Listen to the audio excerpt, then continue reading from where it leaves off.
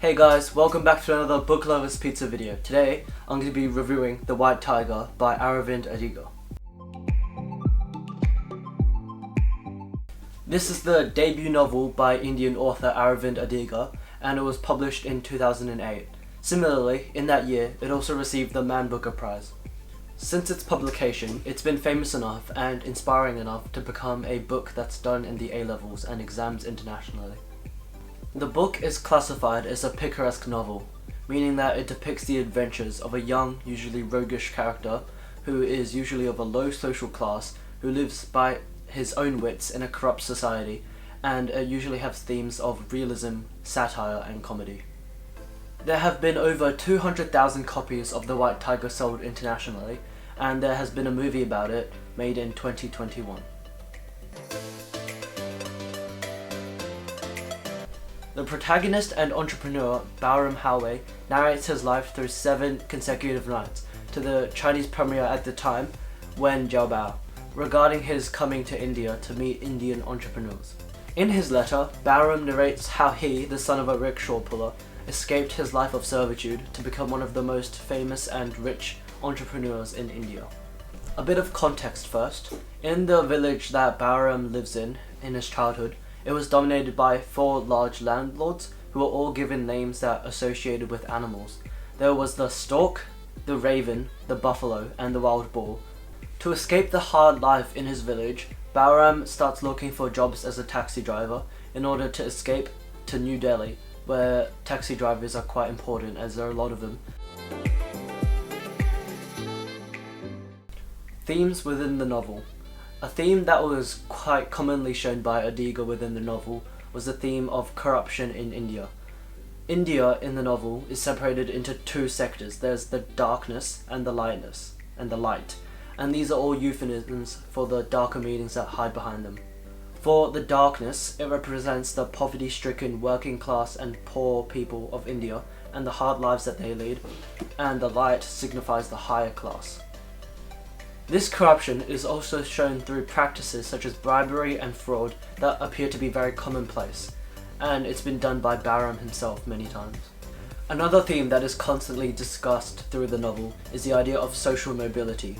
Bahram frequently discusses the idea of moving up in the social hierarchy of India, and from an early age he's always wanted to do this, but was held back by the society and the village that he lived in.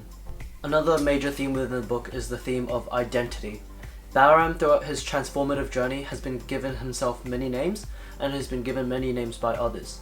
However, the dramatic irony is that although he can change his name many times, and his personality and his persona, he cannot truly escape who he is. Another important theme for Bahram is the theme of morality. Throughout his journey, Bahram has made many immoral and questionable choices, but he always justifies them and blames them on other people.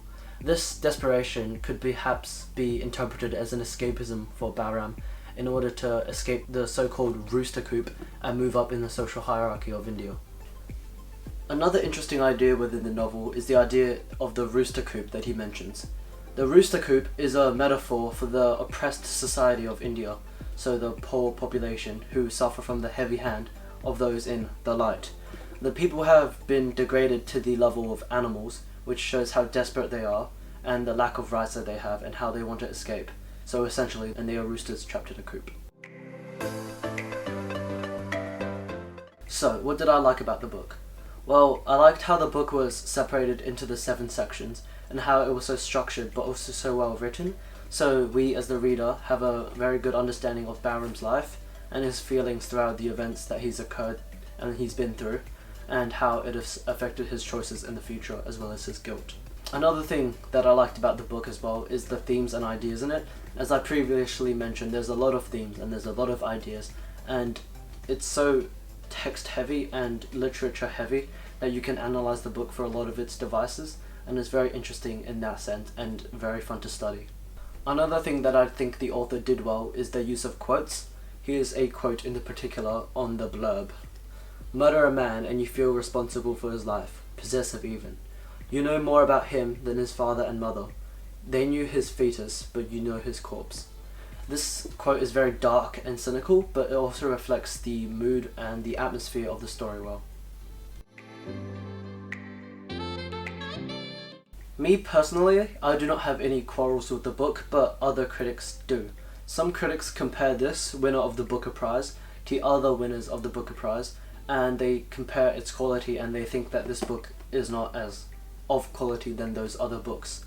Similarly, other critics think that the book has superfluous amount of information that's not needed, and it's there just to provide detail. And another criticism is that a lot of the events or items that are shown in the book are not accurate to their time periods, and it's not historically accurate. Personally, despite all these criticisms, I would still rate the book highly. The main purpose of the book is to provide entertainment about the life of Bahram and a bit of insight into the working class and quality of life of the working class of India, and I think that the book has done both parts of that well. Although I did not study this novel, through my first reading of it, I think that it has enough depth, literary techniques and structure to be very interesting to study. The themes and ideas, overall structure and the quality of the book, as well as its depth, would make it very worth to have a deeper look into. Overall, I would still rate the book a 5 out of 5, especially for its genre as a picaresque genre, as well as its awards that it's received, such as the Booker Award, and the depth and literary techniques that have been used in it. It's very enjoyable to read, as well as very enjoyable to study if you choose to do so. For me, this book was definitely worth the read. I hope that our book review have helped inspire you to read the book as well, and if you do, please let us know in the comments what you think of it. I enjoyed this book a lot, it was worth the read. Thanks for watching today's video. I hope you enjoyed listening to and watching our review on The White Tiger. I hope you read the book yourself and let us know what you think, and have a great day.